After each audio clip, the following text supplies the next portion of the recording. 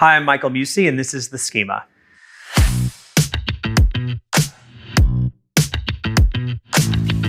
Today, I'm going to be talking to Dr. Sandy Chung about the current state of pediatric value-based care and how we can work together as a society to address some of the most important challenges facing our next generation of adults.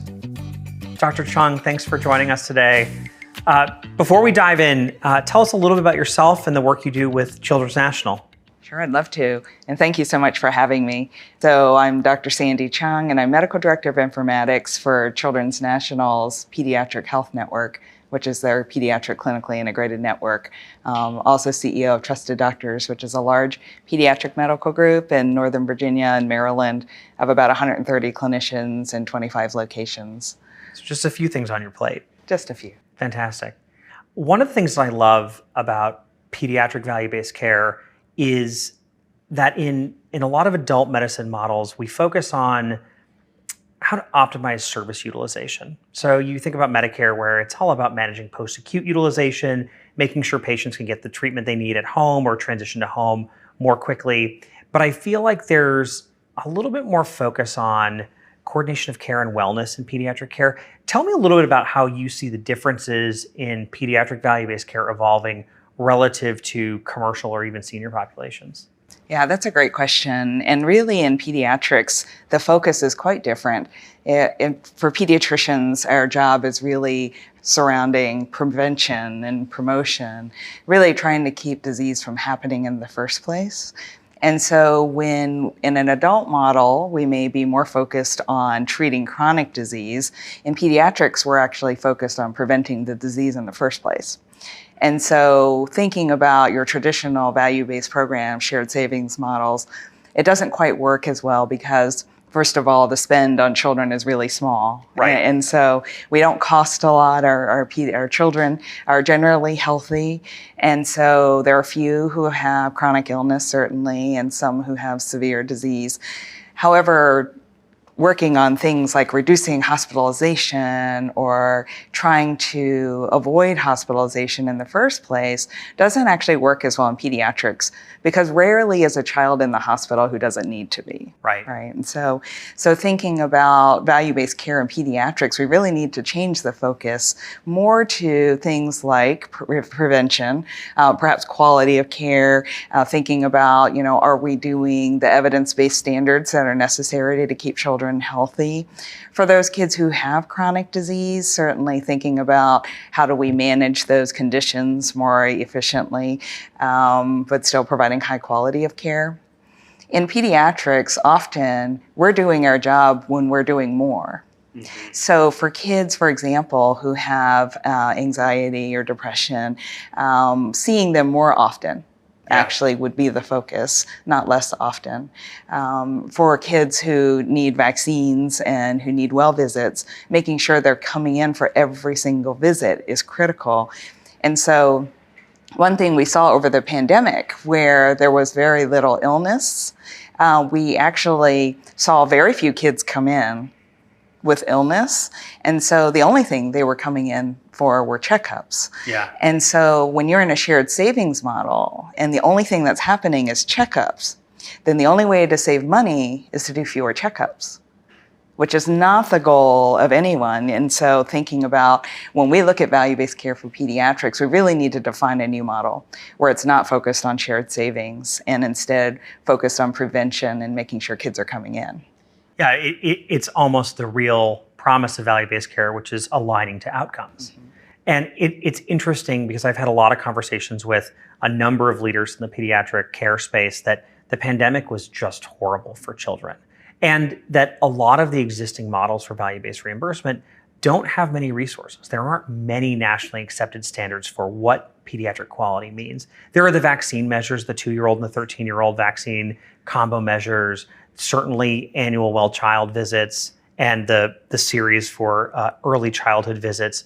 But when you start to think about how do you start to coordinate the factors that are driving some of the pediatric health crises in the country around mental health, anxiety, and depression, how do we get to a place where there's advocacy and standardization of how we can evaluate the efficacy of care across different pediatric care settings? Yeah, that's a goal of every pediatrician out there. I think you're right. The measures that we have currently nationally are not ones that necessarily reflect quality of care, in that, yes, it does for checkups, and yes, it does for vaccines, but there's so much more to a child and their child's health than those two things. It really is important that as pediatricians and clinically integrated networks, there are more of them now. Pediatrics is several years behind adult medicine in forming clinically integrated networks. But as we're doing that and we're collecting data about the care of children, we can start to think about, well, what does reflect quality? Now, for the American Academy of Pediatrics, we have evidence-based standards that every pediatrician should do in order to take the best care of children. That's in something called Bright Futures. So that is a guideline. That's already a template. They already they have codes already assigned to them so that it would show up in a claims feed, for example. So really, there are ways to do this.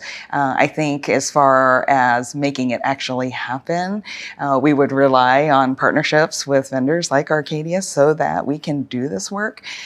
We have the data. It's really putting it in a format so that we can actually develop measures and standards behind that. Are payers part of the development of those standards, or how are they injecting those in the contracts that they negotiate with pediatric practices or clinically integrated networks? I would say that probably the payers that are most interested currently are state Medicaid programs, Sure. because there are so many children in these programs. Over half of the children in this country are on Medicaid. So if you think about the number of children that is, it's an enormous number of children. That unfortunately means that half of our children are in poverty, which is what that reflects, correct, right? So I think when we look at Medicaid, though, unfortunately we have about 56 different varieties of Medicaid, Right. because every state has its own program and every territory has its own program.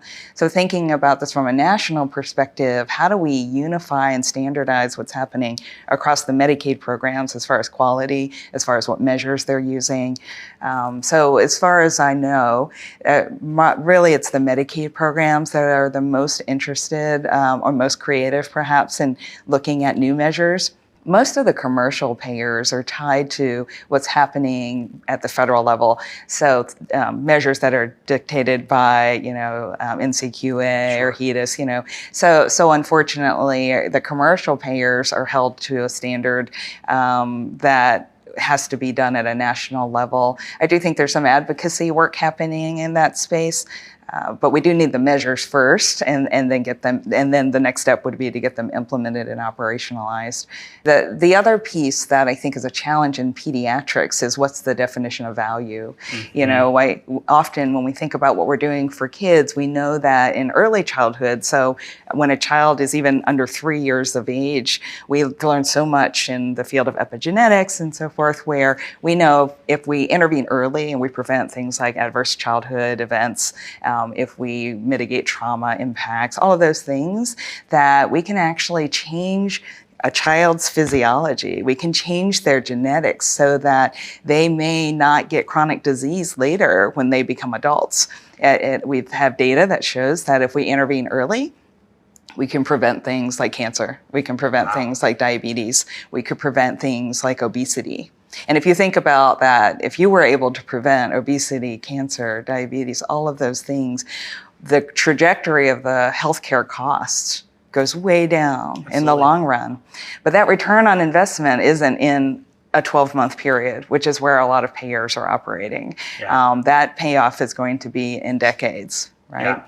And so designing a system that recognizes that as the challenge. It's interesting. I was having a conversation with a member of Merck's research team. They produced the Gardasil vaccine, and they were looking to do a longitudinal study on the impacts of cancer prevention for patients who've received Gardasil. Well, as you know, I think the clinical protocol is that the first dose is recommended at 9 years of age, and development of cervical cancer is decades down the line. And so creating a longitudinal study of patients who received the vaccine, and then you can look at a cohort based of similar age group who developed cancer, who didn't receive the vaccine, is a really tough challenge. And that's exactly what you're describing here on a much broader scale. Exactly. One thought is that early childcare actually has done a nice job of studying why having quality childcare early in one's life actually can project how much they can contribute as an adult. So, as far as, school readiness, high school graduation, when they become really contributors to society as an adult. And they've been able to show that there is a return. The early intervention in healthcare is very similar to that. If we're able to show that by helping a child sleep enough, eat enough, be able to read, all of these things, have the right nutrition, get exercise, stay healthy, that they can become functioning adults in society. But getting that data, as you point out, is really the challenge. I want to go back to a stat you cited earlier around the number of children in poverty, which is just staggering. I didn't realize that.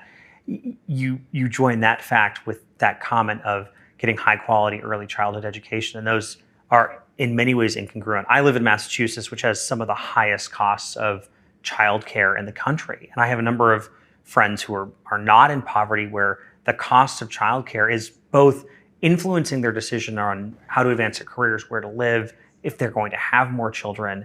And these are folks who are generally well-to-do.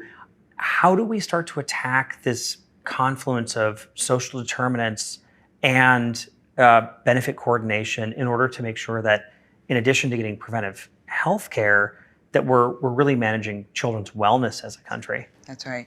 So it really takes an investment. Right? It takes an investment in the public good. And so, children represent about 26% of our population, but they're 100% of the future adults. And so making that investment now and early will pay off for our nation's future. So it's really important that we think about children differently than we think about adults. And so again, going back to value-based care, the current models where you're trying to reduce care, reduce unnecessary care, right? Or improve quality in chronic disease, those are excellent initiatives for adults, but it doesn't work in pediatrics at all. In pediatrics, we really should be doing more. So as you mentioned with childcare, making that affordable, well, it really becomes a public question, right? And are we willing to make that investment early in order to make sure that in the long run that we're doing okay? So I think changing that narrative, thinking about investment again for our future is important. I think that's really fascinating. A couple of weeks ago, maybe 2 weeks ago, there were some articles published around the innovative Medicaid models that are being implemented in, I believe, Massachusetts and Oregon that guarantee coverage for children up to 6 years of age. Is that the type of investment that we need to be seeing more of across the country? Yeah, that's exactly the right step in the right direction for that. If we think about child health and access to care, right? If a child is in Medicaid, not in Medicaid, in Medicaid, not in Medicaid, that changes who they can see. Right. Right. So if you've established a relationship with a medical home, a pediatrician who may be seeing your child, and then suddenly you're not on Medicaid, and that pediatrician doesn't take whatever you ended up on, right? Then you can no longer see that person. Then you end up back on Medicaid, or vice versa. If you weren't on Medicaid, you're seeing someone and then you're on Medicaid and that provider doesn't take Medicaid, right? So that really inconsistency of care is quite impactful as far as trying to make sure this child, gets all the resources that they need. And so by having a child staying on the same insurance, whatever that is, but staying on that same insurance for those formative years, under age 5, that really can have the best long-term impact in the long run. It also, in Medicaid or in other programs, if in a commercial plan, for example, if you know you're going to have a member for 5 to 6 years, then the actuarial part of this becomes much more stable. And then we can start to think about, can we look at capitation models or things like that so that we can be creative? For example, in my practice over the pandemic, we actually bought an RV. We bought a van. And patients weren't coming to us because of fear of COVID in the beginning and lockdown and all of that. So we bought an RV and we put a nurse practitioner, it's a physician sometimes, a nurse, and we drove to people's homes so that their babies could get vaccinated. Because a 2-month-old wasn't going, we thought the pandemic would just last a few months back then, right? But a 2-month-old can't wait a few months to get their 2-month-old shots, right? Because there's so many to get, and we want to make sure they're getting at the time that they need them. Also, interventions need to be done early. They can't wait months. It's so different than an adult, right? So you really need to be able to do services and deliver them early. But things like that, having innovative models so that we can think about how do we reach people where they are. If there are children who are, in double income homes where both parents are working in fast food restaurants or maybe even an office situation, it doesn't matter where they're working, but they're working. Having practices only open during 9 to 5, Monday through Friday, doesn't work very well. And so how do we reach families? How do we get those kids? If they're in daycares, if they're in school, are there ways to reach them there, but do it in a way that's coordinated, so we're not getting fragmented care. There's a lot that could be done, but the current payment model doesn't support it. Yeah, and I think it's interesting. I think this is exacerbated in children's health, but it's the same story across the rest of the healthcare system. Your and my PCPs have offices that are open 9 to 5, and we work 9 to 5. But we have more control of our schedule than a child who has to coordinate not only their school schedule, but mom or dad's schedule or the caregiver schedule. Exactly, that's right. I want to switch gears. There's a really unfortunate trend of growth of mental health issues in pediatric communities. There was a study in 2018 that the leading cause of death for children ages 10 to 24 was suicide. How has this become such a large issue, and what are the drivers? Yeah, it's an unfortunate situation we're in. We all know through the pandemic, we had various situations like lockdowns or not being in school, virtual schooling, all of those things that really led to isolation. And so for kids, especially teenagers, your peer support is critical to your development, in fact. And so by not having kids around other children, essentially what we did was create a universe where they couldn't learn from others, they couldn't interact with others, they couldn't get positive reinforcement. And then sometimes all the interaction they had was digital, and I think that also leads to concerns. There were also economic issues. The families were stressed. Yeah. And children reflect what their parents are experiencing. So when adults in the household are stressed, the children themselves become stressed. Similar, if they are anxious, the children can become anxious. If the parents are depressed, the children can become depressed. So again, children are receiving so much, and they're at the age where they haven't developed to the point where they have coping mechanisms to do that. So what we end up with is then this crisis of mental health amongst our youth. We've done surveys for example, in Virginia where I am, and we had 1 in 3 boys and 1 in 5 girls thinking about killing themselves in the past 12 months. It was just a tremendous number of children who have thought about this. Some have gone so far as to get a plan. Put that in place with the lack of workforce to help these children. What we have is a situation where primary care, so pediatricians, schools, are left to help families, but we weren't necessarily trained to do so. I had this was actually maybe before the pandemic. I had a 14-year-old young man. He had bipolar disease, and his child psychiatrist had retired. And there are not very many child psychiatrists. There's a complete shortage in this country. And so their family called us to try to get refills of his medications. And he was on 5 different very complicated medicines. They were ones that pediatricians don't prescribe typically. And also our state Medicaid wouldn't have paid for them if we prescribed it, because a child psychiatrist had to prescribe them. So we got him an appointment with a child psychiatrist about a month later. But unfortunately, during that 4-week period, he ran out of his medicines. And when he ran out of his medicines, he got into a fight in the parking lot near my office. And unfortunately, he had a gun. And during that fight, he actually shot and killed someone. So that 14-year-old went to jail, and that man lost his life. And could that have been prevented potentially? And so, but what we had was a healthcare system that wasn't designed for this. We didn't have enough child psychiatrists. We didn't have primary care trained. We didn't have Medicaid paying for medicines that child desperately needed. Sure. So we really need a redesign. There's a lot that needs to be done. It feels like the problems we talk about every day in the overall U.S. healthcare system are just exacerbated for children's health. We've got a mental health crisis across the country, yes, of course. And there's a shortage of mental health care providers. And there's been some great innovation. You have a bunch of online telemedicine, behavioral health applications companies, which is really good because it's improving access. Right. But it seems like all of these problems are more acute and more dramatic in children. And maybe it's because you understand that children don't have the coping mechanisms, and you see that if the situation you just spoke of was a 45-year-old patient, you'd say, well, there were different coping mechanisms, there's something else at play, but it feels so much more traumatic for children and the families.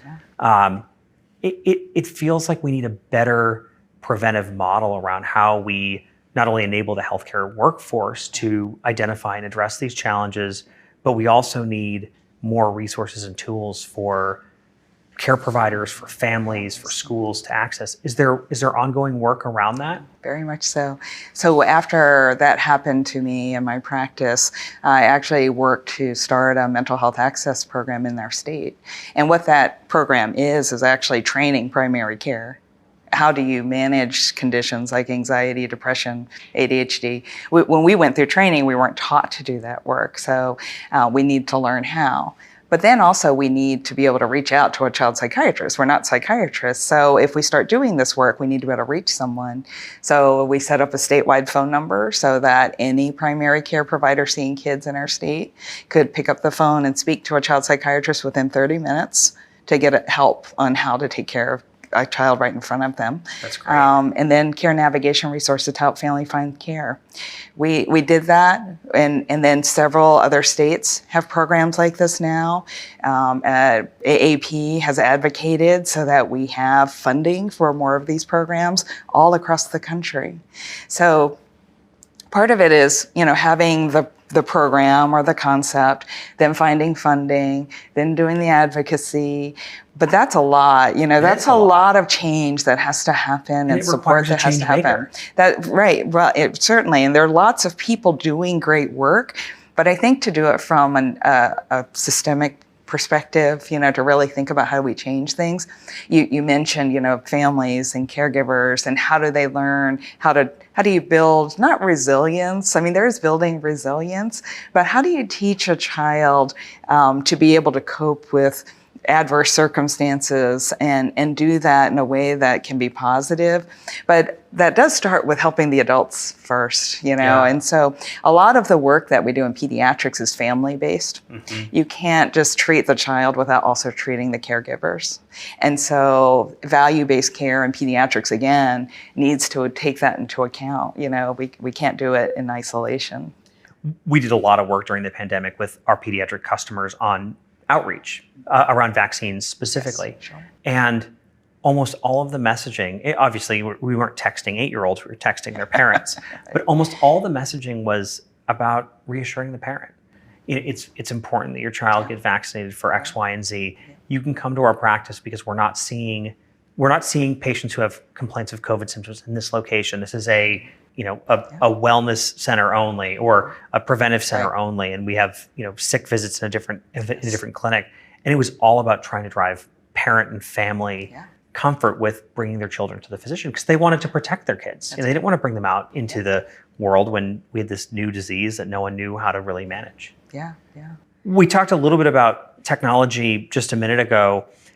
How do you see tools like online behavioral health care and some of the digital patient solutions that are starting to gain traction in adult medicine translating to pediatric medicine? And do you see a role for that in extending access, expanding access, making sure that children and their families can get the care they need? Yeah, I think so. I think so. Technology and telemedicine's here to stay. There's no taking that back, nor should we. I'm a strong supporter of telehealth. Been doing that for a long time, and with telehealth, behavioral health fits really well in that space. Yeah. And also for this generation of teenagers who are, I have 4 teenagers, and they would much rather text me than speak to me. Yeah. And so they're quite used to working in this space, right? And so I think it works really well. I think it will continue. There is a lot of work happening in the pediatric behavioral health space. There's still a shortage of workers, just generally, right? The workforce shortage, I think, has not yet been solved. But the method of delivery of care through telehealth, I think, is quite reasonable for the older kids. Now, when you get down to the younger kids, though, we're talking about 5-year-olds, 6-year-olds, 7-year-olds. We have certainly saw virtual schooling that telemedicine probably isn't the final solution there. Right. And so we still need in-person care and in-person methods to help families. We do know that when you look at kids and their outcome, that actually the biggest predictor of success and resiliency in a child is the presence of a caring adult.